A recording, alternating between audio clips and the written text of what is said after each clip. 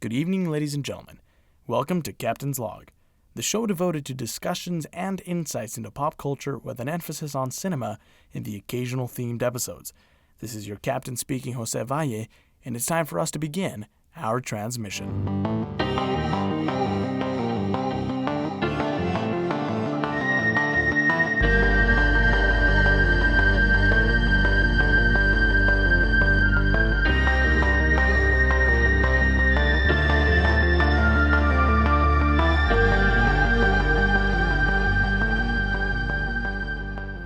Stardate 01/05/2019.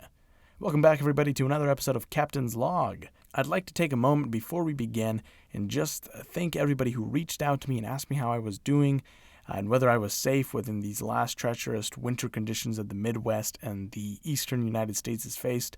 I'll tell you this, this vortex was insane. I've never ever experienced a winter like this. I'm from Utah, so I'm no stranger to winters, but a Midwest winter is unlike anything I have experienced, and on top of that, the vortex, bitter winds, low visibility, and low temperatures.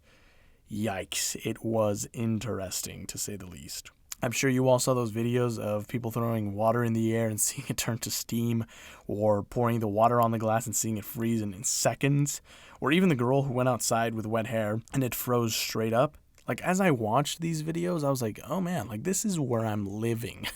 This is insane. This is wild. But, I still kind of enjoyed the experience in a weird way because, it builds character. Yeah, and the canceled classes were very, very nice. But also one day, I'm going to be able to tell my kids that I lived through something like this. Like if they ever complain about how cold it is, I'm just going to hit them with when I was your age, I lived through, the polar vortex that struck the Midwest. So that's nice. But yeah, once again, thanks to everybody that cared for my safety. I appreciate you all. It has been warming up this weekend, so hopefully we'll be done with this bitter cold. Also, the mythical groundhog that we pull out of the ground every Groundhog Day didn't see his shadow, and so according to that, we should be expecting an early spring. And I am ready for that. Like today, I had to go into town, and as I was driving around, I was like, something is different. And that something was that I could see grass again. Like, it wasn't just a white blanket on everything.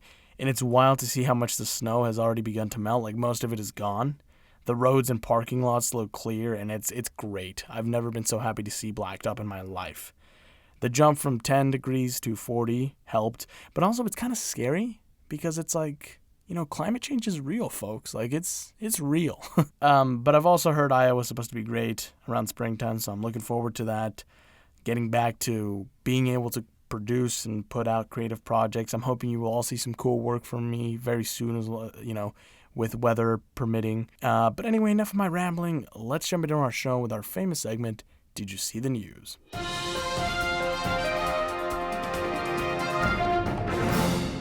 Alright, did you see the news that Alfonso Cuarón has won the Directors Guild Award for Top Feature Film for Roma, continuing his sweep of awards?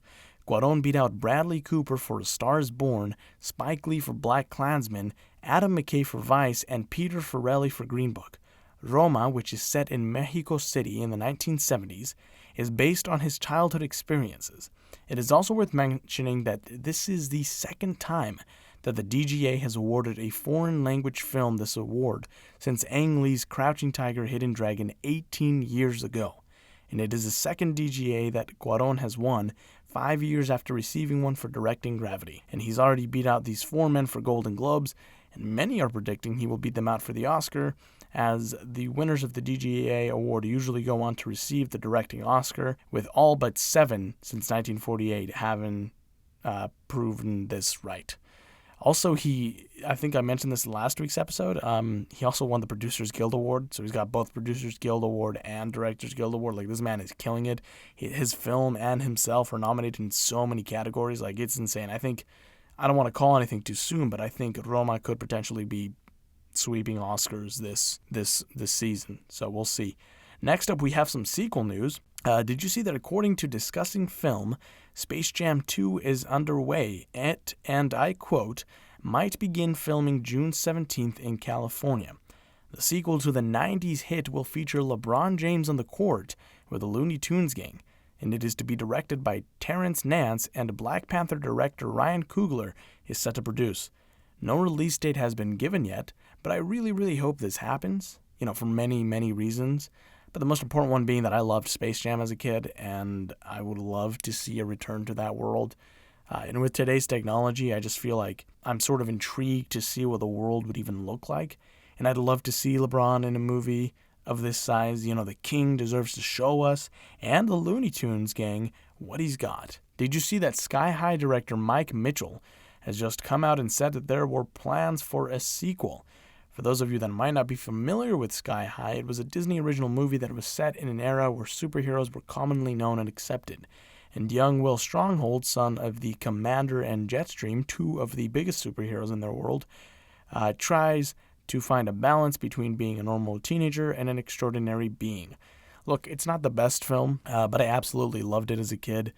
I had the disc for my PSP, and I would watch it everywhere I'd go as we went on trips and stuff. And my siblings love it, and it sort of has this cult following. The sequel was to be called Save University or Save You, and it was planned but never happened. There was also a TV show idea, as the actor signed a contract to be in said TV show, but that also never happened. And I just feel like this film never really received the attention that it deserved, because it went up against Tim Burton's Charlie and the Chocolate Factory, and weird, pasty Johnny Depp beat out this sort of campy and fun high school teen superhero movie. Did you see the news that Fast 9 is confirmed to start shooting next month? Vin Diesel let fans know this through a video posted on his Instagram. We know that Justin Lin is coming back to direct, and that The Rock will not return for this, because he is busy with that Hobbs and Shaw spinoff, and also because, him and Diesel have beef, and lots of it. It was revealed after the filming of Fate of the Furious that there was a lot of drama behind the scenes between them, as Vin Diesel was an executive producer, and he had a lot of Dwayne "The Rock" Johnson's scenes cut out of the film without letting him know ahead of time. And this led The Rock to post something on Instagram that basically called out Vin Diesel, not by name, but essentially as being what he called a candy ass and someone who wasn't willing to talk about his issues with another person and was just acting childish and immature. And then reportedly there was a secret meeting that was held between the two where they aired out their grievances, and Dwayne "The Rock" Johnson said in an interview that it offered clarity and that he holds no ill will towards Vin Diesel, but then immediately said, you know what, I take that ill will part back. So, lots of fun stuff. After Fast 9, we will be getting a Fast 10 that will close out the franchise, but who knows if that'll be the end of the franchise. Maybe they'll give a spinoff to Tej and Roman, where they just bicker and, Roman is just over the top for an hour as he usually is. Well, that closes out our sequel news. Next up, did you see the news that How to Train Your Dragon 3 dominated overseas with an opening of $40 million? It has now generated a whopping $84.4 million overseas ahead of its February 22nd North America release date. The final chapter of the beloved children's trilogy has earned critical acclaim, and it currently holds a 98% on Rotten Tomatoes. I'm a big fan of these series, and I actually had the pleasure of meeting America Ferrera, who voices Astrid, after she gave a speech at a Latinos in Action conference back home in Utah. And my favorite thing about this series has to be their theme, though. It gives me goosebumps when I hear it, weirdly enough. I don't know. Anyway, next bit of news. Did you see the news that Chris Evans might possibly still have a future in Marvel after Endgame, but it could be behind the camera? A new report claims that Marvel Studios president Kevin Feige has offered Evans the opportunity to direct some episodes of those limited series that Marvel Studios are prepping for Disney+. While this should still be considered a rumor, it might not be too far off, as Chris Evans has spoken out about this in the past, stating that he wants to try his hand at directing in the future rather than acting. Right now he only has the film Before We Go under his belt, but directing something like these limited series could help open the door to bigger dream projects.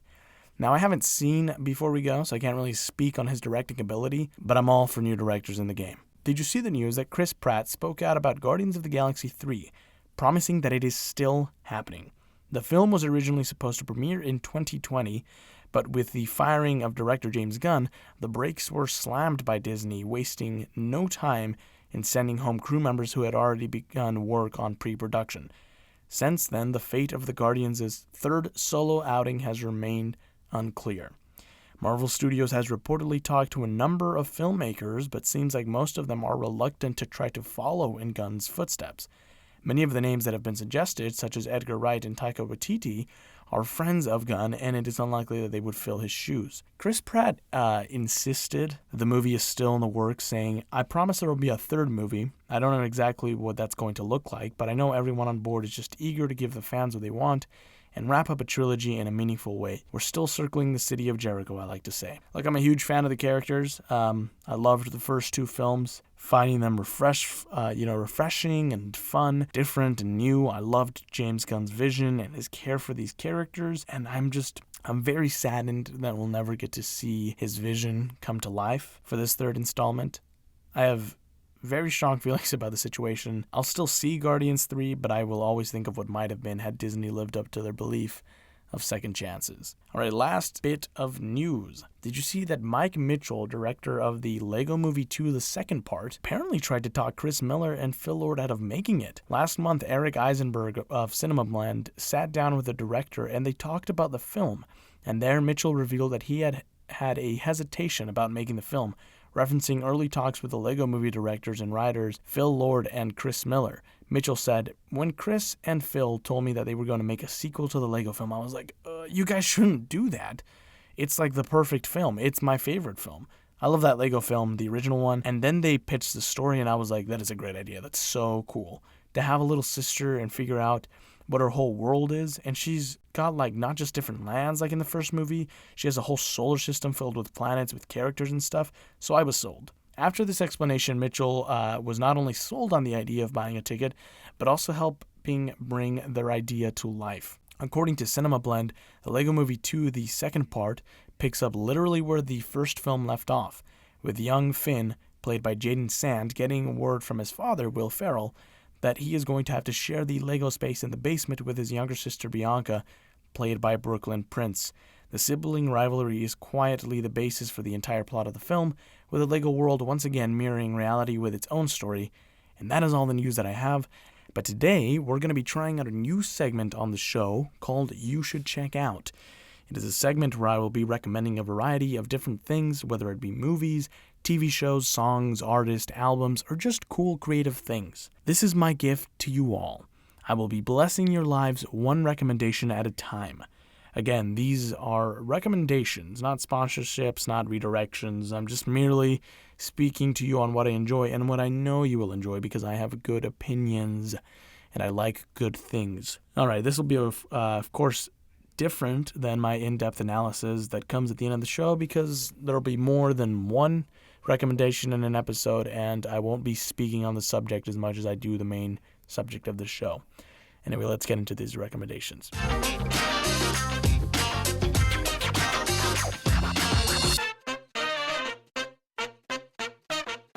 The very first thing you should check out is an EP, 6-song EP, which was just released by the band The Score. It is titled Pressure, and it features 6 songs by The Score, 3 of which are new releases, those songs being Dreaming, which features Black Bear, Under the Pressure, and Born for This. Those are the 3 new songs. It also features Fear, Glory, and Stronger, which were previously released as singles. I really enjoyed this short album, this EP, because it was a change of tone and style, and they've spoken out about this before, The Score, that they're kind of pushing forward its new ground. It's, they're laying a new path sort of thing. And so you can really hear it in these songs. They're much more rock heavy, much more grunge in feeling. But even though it's a change of tone and style, it still remains true to sort of the spirit of what The Score is, which is, and I've had the pleasure of meeting these guys and getting to know them and hearing this firsthand from them. But the sort of spirit of their band is sort of empowering individuals to, leave fear behind, to be stronger and be able to reach for their dreams and their accomplishments and give it all they have. And just sort of, it's just an idea of empowering people through music and through words.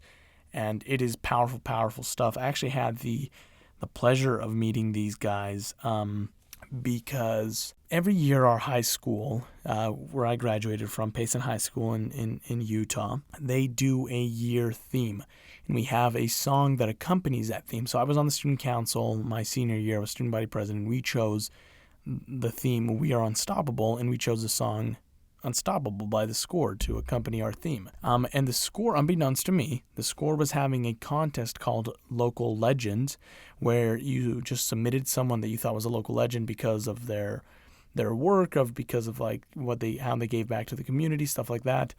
And one of my very best friends, Caden Flippin, he submitted my name into this contest because, he just sort of cited the work that I did with Latinos in Action, Student Council, numerous, and not to be braggadocious, but, numerous hours that I put into community service, which I did for the good of my heart, basically, because I'm the kind of person that believes if you're in a better situation than others, then you should by all means give back. I grew up in a low-income family. I'm an undocumented immigrant.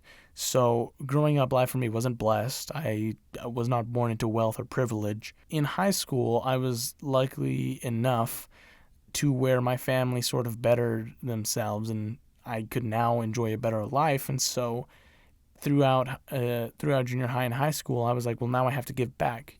Just as people gave to us, I have to give back. Anyway, he recommended me because of this. I won the contest. They featured me on their social media pages. They, got in contact with Caden and I, said they wanted to FaceTime us, said they were going to send us merch, and said they were going to be in Utah in December for a concert, and they were going to get us tickets. So we FaceTimed them, and we had the opportunity to talk to them, and it was really cool because, neither of us they weren't the biggest band at the time, but I think they're growing more and more now.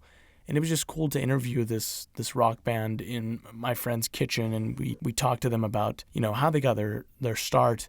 And this kind of ties in with the spirit of this band. Is they were two songwriters in New York, writing lyrics and music for other people. And one day they were like, hey, why don't we just do this for ourselves? Why are we writing music for other people? Why not, go for it? Be courageous and take the jump. And so Eddie Anthony, the singer, and Edon Dover, who's sort of the musical genius, they went for it and they played a couple of songs, a couple of venues, and they didn't even have a name at first. They were just be introduced as these two guys until one day they were reading, I think it was, I forgot the name of the magazine, but they were reading a magazine and it had a section called The Score where they talked about game highlights and stuff, and they were like, this is it. This is the name that we're going for because of, sports. The highlight is the score, but then also because musical scores and stuff. And so they set out to sort of empower other people to take the jump as they did. And while they're trying to live out their dream and live out their fantasy, they're encouraging other people to live out their dreams and live out their fantasies, something that Caden and I got to do because of them. Because after we met them in December at their concert, after the show, they talked about how they wanted to do something for our high school because they thought it was really cool that we use their song. And they decided, you know what, we're going to come and we're going to perform at your school. And so a couple of months down the road, they came to our school and performed a rock concert at 9 a.m. And it was awesome because we got to do a Q&A section with them afterwards where we got to interview our sort of role models and our icons, these two icons that we looked up to on stage in front of all our friends and teachers that we revered. And it was just a really cool experience. Definitely check out this EP. It is definitely worth it. Great music, great stuff. Another thing that you should check out is a TV show by the name The Good Place. The first 2 seasons can be found on Netflix, and the third season can be found on Hulu. And I believe all 3 seasons can actually be found on YouTube TV. Now, the reason I'm recommending this, and let me tell you a little bit about the show. So The Good Place is essentially heaven, right? And it's a show focused around the group of people, the main character being Eleanor, who's played by Kristen Bell. And she wakes up in the good place being told that she's passed away, and she's like, okay, cool, but the thing is she doesn't belong there. She was a really horrible person as in life, and she tells this only to her soulmate, because you're given soulmates in the good place, Chidi, who was an ethics professor, and she tells him this, and she sort of asks him to help her become a more ethically correct person and learn to be better and good while she's in the afterlife so that she can earn her spot there. And it's a really interesting show. It's really good. It's really funny. I won't say anything else because I would spoil it. It's got really good humor, great cast, great twists. And I just really enjoy it because I think it's a show that'll change your perspective on the world and sort of make you question your actions and your motivation behind things. Like when I watched it, it kind of changed my look on things because I thought to myself, I'm someone who's lived a life of service, and I thought, did I do these things for me, or for personal recognition, or did I do these things for the goodness of my heart? Did I do them to give back? Did I do them because it was the right thing to do? And that's sort of the idea that is presented in The Good Place, because it's, you get into the good place by doing good things simply because they're good, not because you're expecting to get into the good place. And so it changed my perspective on reality in that sense. Now everything I do, I have to ask myself, am I doing this because it is right, or am I doing this because I'm expecting some sort of recompense from it? Anyway, I recommend the show. Really, really good. Very, very funny. All right, tonight's topic is a short musical film that I hold very dear to my heart by one of my absolute favorite bands. I will be basing my discussion and analysis of the Ballad of Cleopatra on similar ideas and views expressed by Atwood magazine. You know how when you have a conversation with one of your grandparents or a wise old person, and you walk away with this feeling of, thankfulness, that they imbued you with their wisdom, giving you a bit of strength that the rest of the world doesn't have? Speaking to someone who has really lived a life full of triumphs, failures, hardships, and enduring all of it, it sort of puts you in your place. It makes you appreciate your place in this world and gives you hope of what you can make of your life. Well, the lead singer of the Lumineers, Wesley Schultz, had one of those experiences with a fascinating taxi driver he met while traveling. What she told him would become the heart of the Lumineers album and would birth the visual representation of her story, becoming the beautiful Ballad of Cleopatra. After the release of their album, Cleopatra, the Lumineers released music videos for Ophelia, Cleopatra, Sleep on the Floor, and Angela/Patience, all of which teased the storyline, but never gave the full story of the taxi driver Schultz met and dubbed Cleopatra. The band released the videos separately and out of order, methodically and meticulously, allowing us to see bits and pieces of the story, intriguing us and giving us desire to see more, making us see how these songs and this story could be connected. And finally, a year later, on April 27th, 2017, director Isaac Ravinshakara and the Lumineers put into the world the art piece that is The Ballad of Cleopatra, finally piecing together the whole story, giving us all a piece of that conversation and allowing us to hit refresh and gain perspective and see the importance of life and what within it is so important. Now, let's jump into an in-depth examination of these songs. The short film opens with Ophelia. This is one of the only parts of this short film that the band actually appears in, the second being Cleopatra, but very briefly. This is a great way for them to introduce the ballad, with a song that the members all hold close to their hearts, a song that is about the expectations, success, and pressure the band has gone through since their rise to fame. I got a little paycheck, you got big plans, and you gotta move, and I don't feel left in it all, and you can't feel left in small. Ophelia is sort of a reminder for the Lumineers. It allows them to take a step back and sort of appreciate everything that has happened to them. And we see this visually portrayed as we see the lead singer Wesley Schultz step out of his body while in the middle of a show, removing himself from the current chaos of his life. Just as the meaning of the song depicts, he departs from the venue and begins to walk down the street, dancing to the beat of the song. The song continues as he pleasantly strolls along, and as the music begins to fade out, we get transitional notes that lead to Schultz entering the cab of one, Cleopatra. They share a conversation that is unheard to us, and thus the story begins. Schultz exits the car And as he does, the song Cleopatra begins to play as Cleopatra waits for her next passenger.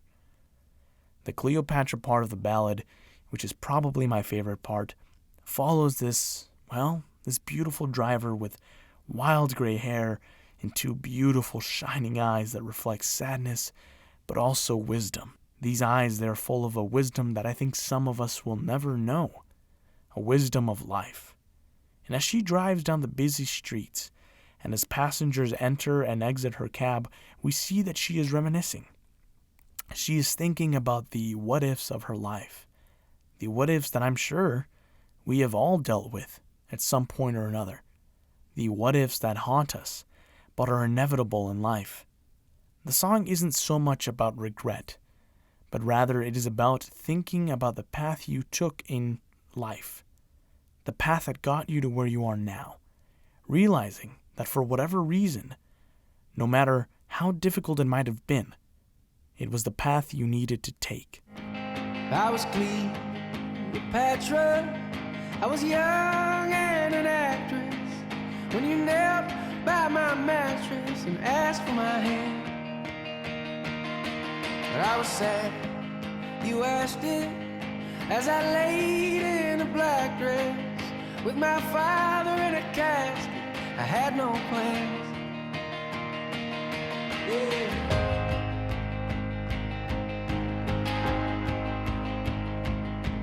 And I left the footprints, the mud stained on the carpet, and it hardened like my heart did when you left town.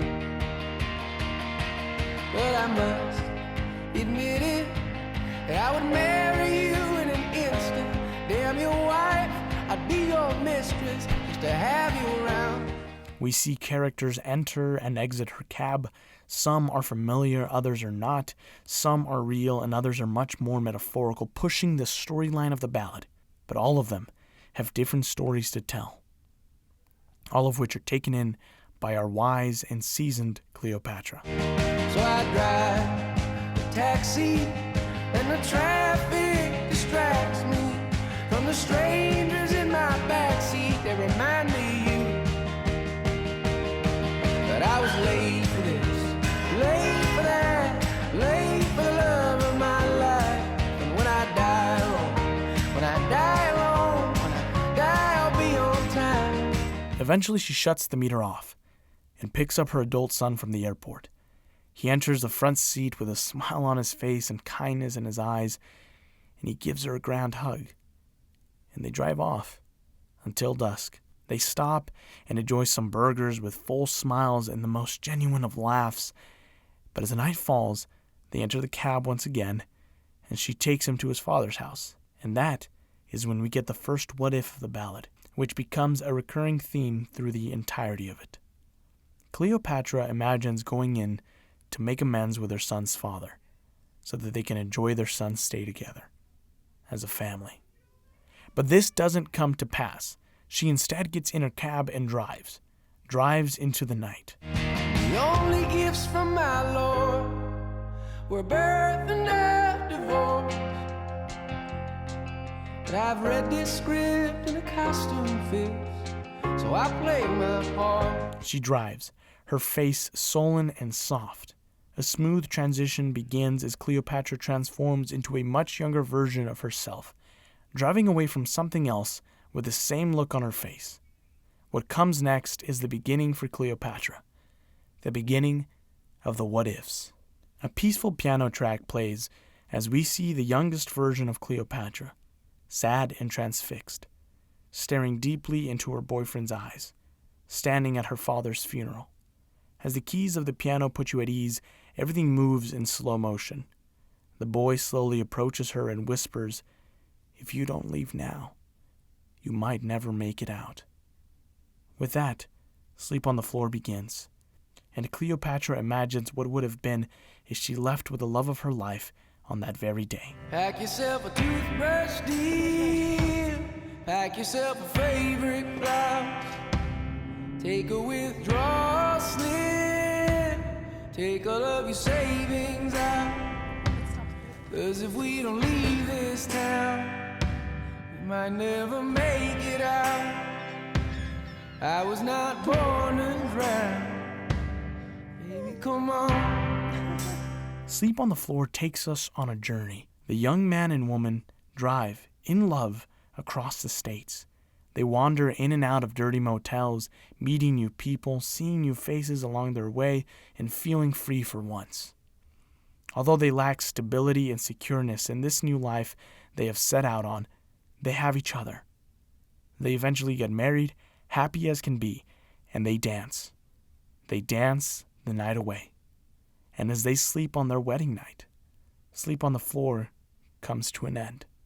The young Cleopatra locks eyes with the camera, and the scene shifts out of the what-if scenario into reality. She's now back in her car, just as we saw her before the song began, with that soft and sullen look in her eyes.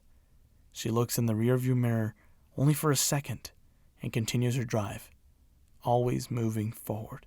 Angela begins with Cleopatra slightly older and pregnant. She's in bed with her husband, safe and secure in a nice home. However, we can tell that despite all this, she doesn't want to be there. It is at this point that we know who the Cleopatra character is, or rather who she wants to be. She's taller than the rafters. Life has gotten in the way of who she wanted to be, but that doesn't change who she is deep down at her core.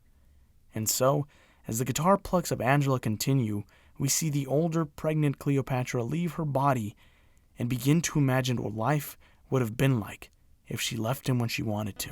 When you left this town with your windows down in the wilderness inside, let the exits pass, all the tar and glass, till the road and sky align. The strangers in this town, they raise you up just to cut you down. Oh, Angela, it's a long time coming in your Volvo lights lit up green and white with the cities on the signs.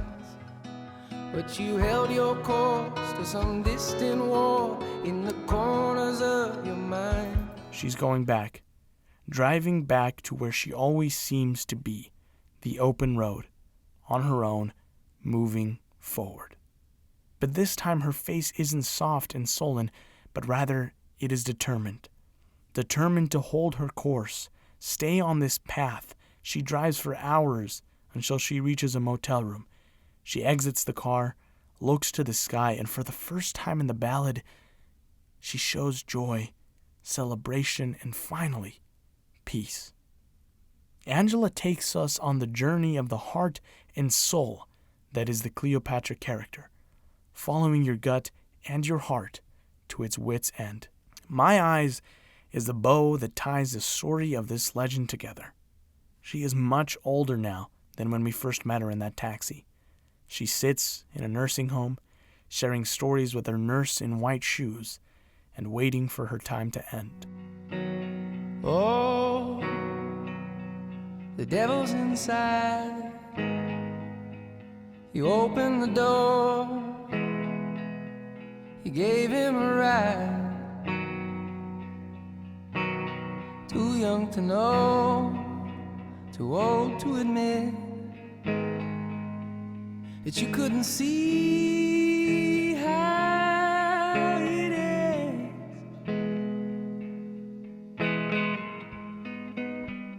What did you do to my eyes? What did you sing to that lonely child? Promised it all, but you lied. You better slow down, baby, soon. It's all or nothing to you. Before it is over, we see Cleopatra shift out of her body one last time, to make the move we know she wants to make. She walks down the empty halls, out of the nursing home and into the abyss. In what is my favorite shot of this whole thing, all the versions of her coming together. The Ballad of Cleopatra spreads the wisdom of its character onto those who view it. She shows us to be strong and to always stay true to ourselves. She shows us that we may not end up where we thought we would. But in the end, it doesn't matter. Because in the end, the only thing that matters in life are the people you could never and would never want to live without. So choose those people and hold them tight. I won't be late for this, late for that, late for the love of my life.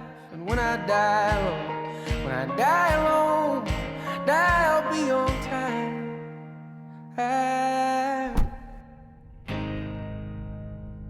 And with that, ladies and gentlemen, we have reached the end of our show. Tune in next week at the same time and on the same frequency for another episode. I've been your Captain Jose Valle, and this has been Captain's Log, and we've reached the end of our transmission. Until next time, goodbye.